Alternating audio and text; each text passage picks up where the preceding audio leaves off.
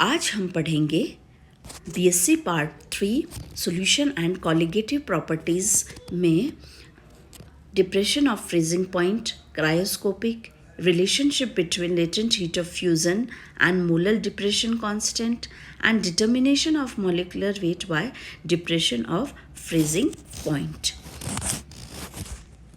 First of all, I would like to tell you about what is depression of freezing point or cryoscopic.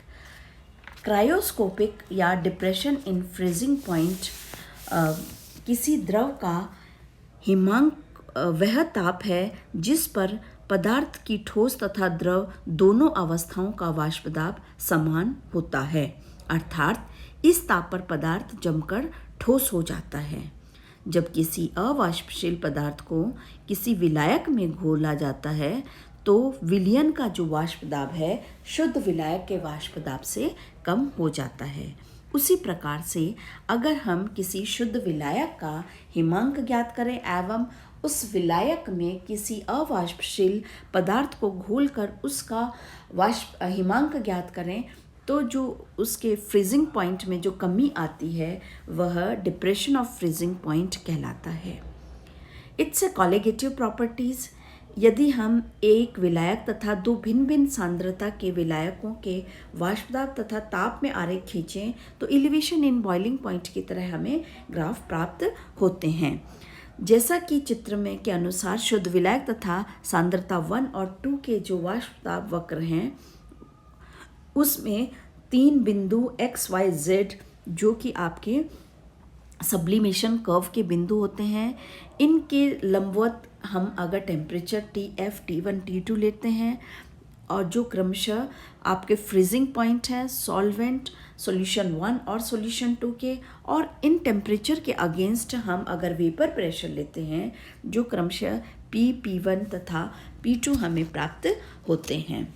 अगर हम आपसे कहें कि जिस तरीके से हमें एलिवेशन इन बॉइलिंग पॉइंट में दो समरूप त्रिभुज मिलते थे उसी प्रकार से हमें यहाँ भी दो समरूप त्रिभुज मिलते हैं, और जब इन दोनों त्रिभुजों का हम कंपैरिजन करते हैं तो हम देखते हैं कि ZE upon YD is equal to XE upon XD प्राप्त होता है। यह जो ZE होता है वह हमारा TF माइनस T2 के बराबर होता है और YD है हमारा TF माइनस T1 के बराबर होता है।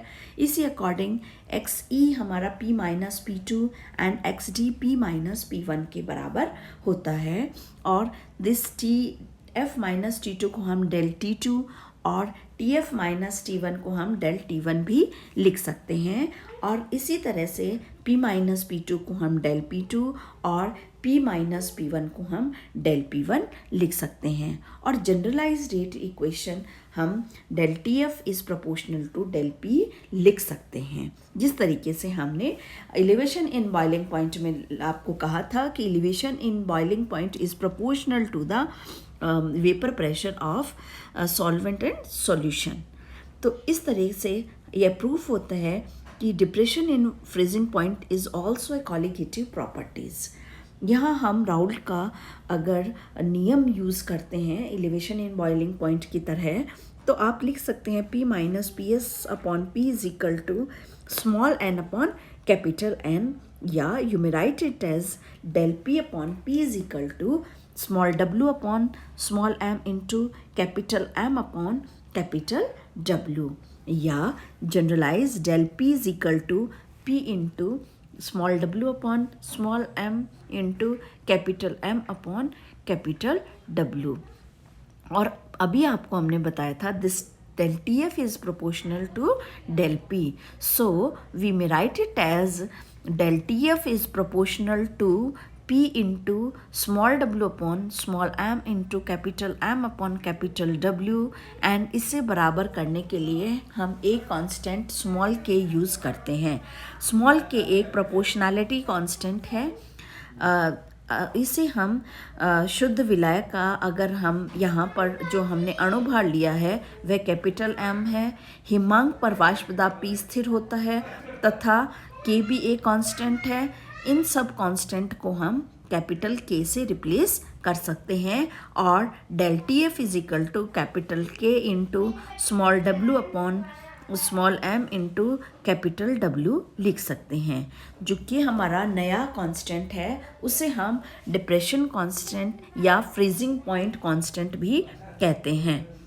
यह विलायक की प्रकृति पर आश्रित तथा विलेय की प्रकृति पर अनाश्रित होता है। यदि हम आपसे कहें कि small w upon small m is equal to small n is equal to 1 and capital W is also 1 gram, then हम इस डिप्रेशन कांस्टेंट को डिफाइन कर सकते हैं। Del T F is equal to capital K हमें प्राप्त होता है। इस तरह से हम कैपिटल K को डिफाइन अर्थात डिप्रेशन कांस्टेंट को डिफाइन कर सकते हैं। इस अनुसार डिप्रेशन कांस्टेंट किसी विलायक का डिप्रेशन कांस्टेंट या हिमांक बिंदु स्थिरांक किसी अवाष्पशील विलेय के 1 मोल सॉल्यूट को 1 ग्राम सॉल्वेंट में घोलने पर जो हिमांक में अवनमन होता है उसके बराबर होता है। या आप कह सकते हैं कि हम 1 mole of solute is dissolved in 1 gram of solvent, then the depression of freezing point is equal to the depression constant.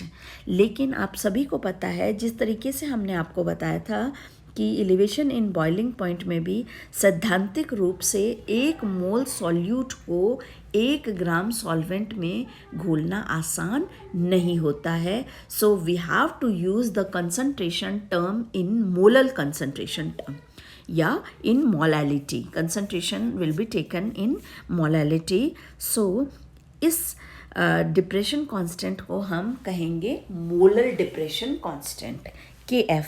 इसे हम KF से रिप्रेजेंट करेंगे। अर्थात अगर हम आपसे कहें small w upon small m is equal to 1 mole and capital W is equal to 1000 gram, then the concentration term is your molality.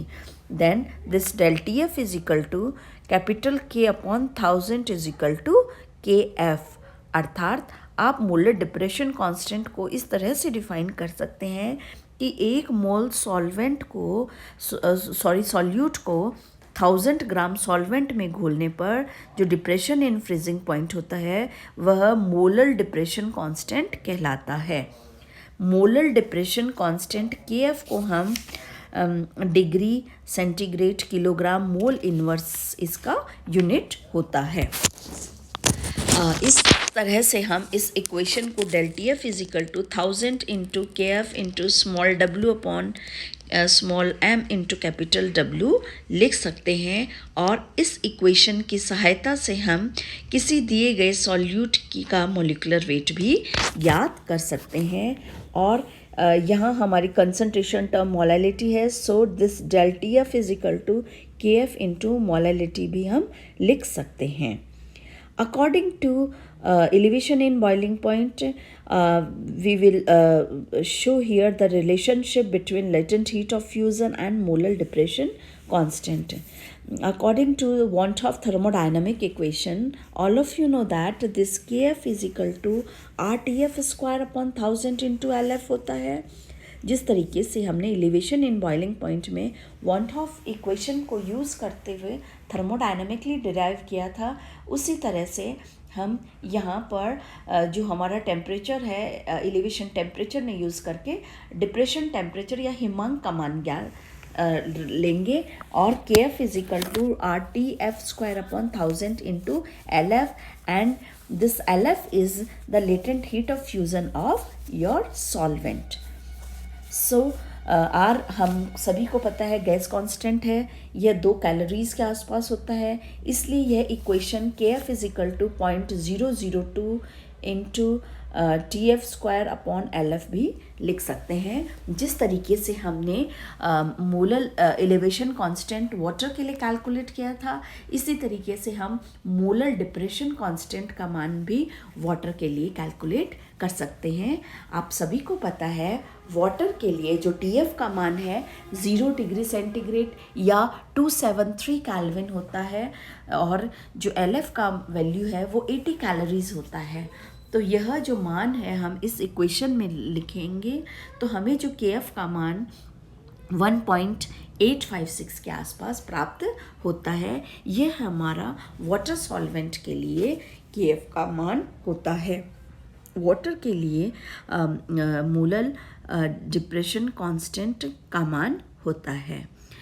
जिस तरीके से अभी हमने बताया था del T F is equal to 1000 into K F into small W upon small M into capital W होता है। हमने आपको बताया था यहाँ से हम दिए गए सॉल्यूट का मॉलिक्यूलर वेट कैलकुलेट कर सकते हैं। स्मॉल एम को अगर हम लेफ्ट हैंड साइड में लेते हैं तो हमें ये equation 1000 into K F into small W upon del T F into capital W प्राप्त होता है। यहाँ हमारा के एफ जो है मोलर डिप्रेशन कांस्टेंट है सॉल्वेंट का। स्मॉल डब्ल्यू is the gram weight of your solute, capital W is the gram weight of your solvent and del T F is the depression in freezing point है।